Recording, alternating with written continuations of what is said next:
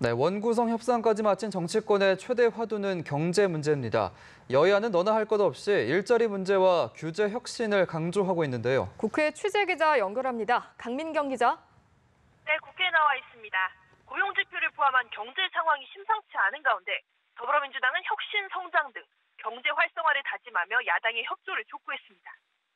민주당 원내 지도부는 어제 당 혁신성장추진위원회를 가동한 데 이어서 조금 전에는 김동연 경제부총리를 만났습니다. 경제 활력을 불어넣을 수 있는 구체적인 방법을 찾겠다는 겁니다. 앞서 홍영표 원내대표는 정책조정회의에서 지금의 고용 부진의 원인은 복합적이라면서 지난 정권이 잃어버린 성장의 잠재력을 찾아서 제조업 분야의 히든 챔피언이 양상되도록 산업 구조를 변화해 나가겠다고 다짐하기도 했습니다. 반면 자유한국당은 민생 경제가 갈수록 악화되고 있다면서 공세의 고삐를 바짝 조였습니다. 나경원 의원은 포용과 도전 조찬 토론회에서 지역을 다니면 모두 최저임금으로 힘들다고 말하고 통계상으로 봐도 취업자가 급격히 감소했다고 비판했습니다.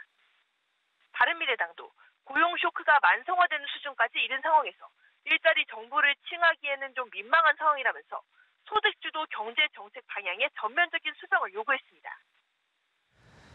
네, 자유한국당은 오늘 오후에 의원총회가 예정돼 있는데 당 상황을 둘러싼 난상 토론이 예상된다고요? 그렇습니다. 한국당은 오늘 오후 4시에 국회 부의장 후보의 선출을 위한 의원총회를 개최합니다. 당내 의견이 갈리는 비대위원장 후보와 역할을 둘러싼 이야기도 여기서 함께 나올 예정이라서요. 경론이 예상됩니다. 현재 비대위원장 후보군은 10여 명 정도로 추려졌는데요.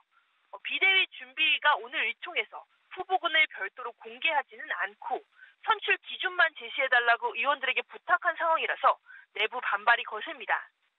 또 비대위의 권한과 활동 기간을 둘러싸고도 친박계와 비박계 그리고 중진 의원들의 의견이 제각기 달라서 이 부분에 대해서도 문제 제기가 함께 이루어질 것으로 보입니다.